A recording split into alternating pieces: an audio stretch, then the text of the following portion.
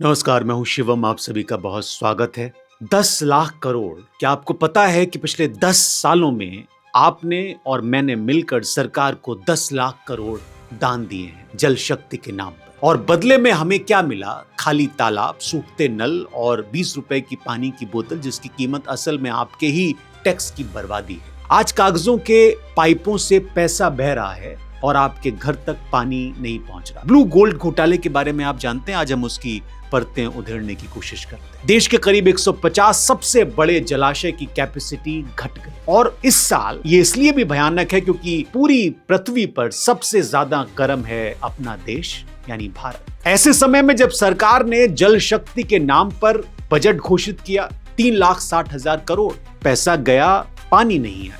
आज हम आपको बताएंगे कि ऐसा क्यों हुआ। अप्रैल मई की चिलचिलाती धूप में जब आप नल खोलते हैं या पानी की बोतल खरीदते हैं, क्या आपको पता है कि उस एक बोतल की कीमत आपके ही टैक्स के पैसे की बर्बादी से जुड़ी हुई है? पिछले 10 सालों में जल शक्ति के नाम पर 10 लाख करोड़ से ज्यादा का बजट पास किया है इस सरकार ने। नमामि गंगे 30,000 करोड़, जल जीवन मिशन 3,60,000 करोड़, अटल भूजल योजना 6,000 करोड़। और नतीजा, देश के 60% जिलों में सूखे जैसे हालात हैं। हर साल 2 लाख लोग अनसेफ पानी पीने से मरते हैं और टैंकर माफिया पाइपलाइन की जगह पाइप्ड वाटर से 10 से 20 गुना महंगे दाम पर पानी बेच रहे हैं। 10 लाख करोड़ असल में कहां गए? पहला सवाल। दूसरा, खाली जलाशय क्यों हैं? प्रकृति की वजह से या सिस्टम की वजह से? और तीसरा, पानी का अगला अडानी कौन है? जवाब चौंकाने वाले हैं और हर जवाब वेरीफाइड डेटा से ही आएगा। 15 अगस्त 2019 को प्रधानमंत्री नरेंद्र मोदी ने लाल किले से ऐलान किया,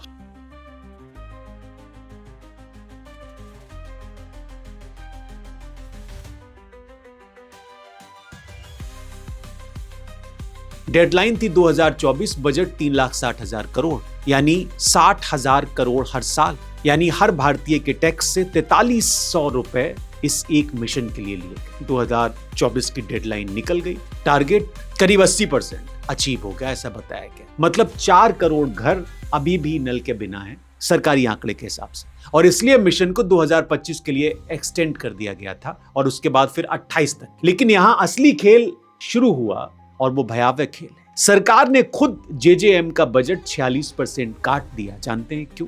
कुछ राज्यों में इन्फ्लेटेड वर्क कॉन्ट्रैक्ट पाए गए, यानी ठेकेदारी में धांधली। सरकार को खुद पता था और सरकार ने खुद इस बात को एडमिट किया। नमामि गंगे को आप लीजिए, अभी प्रधानमंत्री ने हुबली में गंगा में फोटोग्राफी की, उस योजना को लीजिए। गंगा को साफ करने के लिए 30,000 करोड़ से ज्यादा खर्च हुए। क्या की रिपोर्ट कहती है, गंगा के कई हिस्से में वाटर क्वालिटी में कोई मेजरेबल इंप्रूवमेंट नहीं। सीवेज ट्रीटमेंट प्लांट बने अधूरे, जो बने वो चले नहीं, जो चले उनकी कैपेसिटी पर्याप्त नहीं थी। पैसा गया, नदी वही।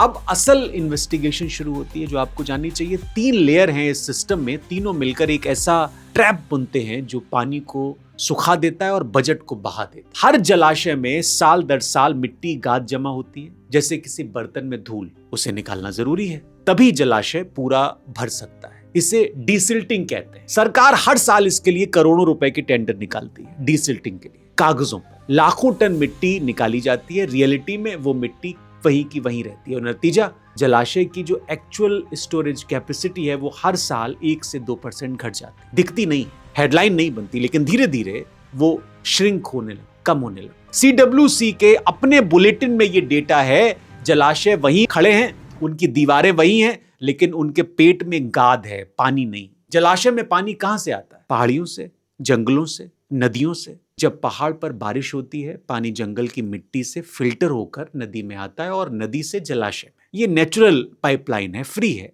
सस्टेनेबल है। अब उस नेचुरल पाइपलाइन को ब्लॉक करो तो जलाशय खाली रहेगा, चाहे कितनी भी बारिश क्यों ना हो जाए। यही हो रहा है। देश भर में जलाशयों के कैचमेंट एरियाज में रिजॉर्ट बन रहे हैं, इंडस्ट्रियल प्रोजेक्ट्स आ रहे हैं और इलीगल माइनिंग हो रही है। फॉरेस्ट क्लियरेंस डेवलपमेंट के नाम पर green corridor, natural water channel, इन सब को प्रभावित किया जा रहा है। और लोकल एडमिनिस्ट्रेशन, उसके तो खैर कहने ही क्या है। प्रशासन की नाक के नीचे, कभी कभी प्रशासन की जेब भरकर जब पहाड़ उजाड़ होगा तो जलाशय कैसे भरेगा? और अब सबसे कॉन्क्रीट एविडेंस मैं आपको देता हूं, क्या, जिसकी मैं अपनी हर रिपोर्ट में जिक्र करता हूं, ये देश की सर्वोच्च ऑडिट अथॉरिटी है, भले ही वो अभी कुंद हो गई। इसकी कर्नाटका पर रिसेंट रिपोर्ट में क्या मिला आप जानते हैं? जल जीवन मिशन के तहत कर्नाटका में 38,231 प्रोजेक्ट हुए, इनमें से 9,342 प्रोजेक्ट यानी हर 4 में से एक सिंगल इंडिविजुअल या कॉन्ट्रैक्टर को दिया गया, without competition, without proper bidding. और उन 9,342 सिंगल बिड केस से 791 में टेंडर प्रीमियम यानी जो प्राइस कोट की गई और वो मार्केट रेट से 5 से 61% तक ज्यादा थी। कैग ने गवर्नमेंट का एक्सप्लेनेशन रिजेक्ट किया। गवर्नमेंट ने कहा था मिशन मोड में काम हो रहा था। कैग ने कहा ये जस्टिफिकेशन नहीं है। और यही पैटर्न जो कर्नाटका में पकड़ा गया, यही 17 राज्यों में चल रहा है। पार्लियामेंट्री स्टैंडिंग कमेटी का मार्च का आप रिपोर्ट देखिए, 17 राज्यों में जेजेएम इंप्लीमेंटेशन में मेजर समस्याएं हैं। देर से काम हो रहा है, इन्फ्लेटेड कॉन्ट्रैक्ट्स हैं, मिसिंग अकाउंटेबिलिटी, ये सब है। ये एक राज्य की समस्या नहीं है, ये एक सिस्टम है जिसका मैं जिक्र करता हूं। क्या आपको लगता है कि भारत का जो जल संकट है वो मानव निर्मित है? जरूर इस पर आप मुझे कमेंट में बताइए। अब एक थ्योरी पर आप गौर कीजिए, आपको करना चाहिए। ये थ्योरी नहीं है, ये डेटा है।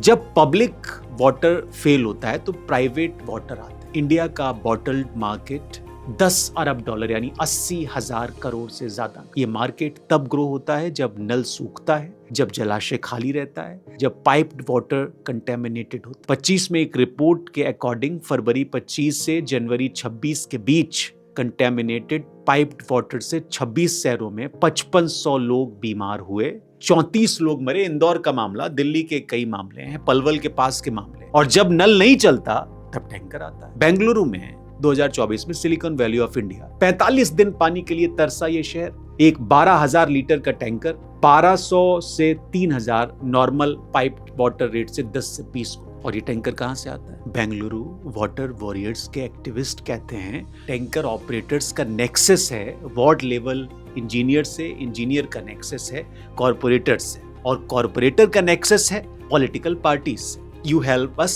in elections, we will give you back your investment in summer। यही सीक्रेट पैक्ट है। Public water fail, private water profits, design है ये। आप बताइए, फिर एक्सीडेंट हो सकता है, इसको समझिए।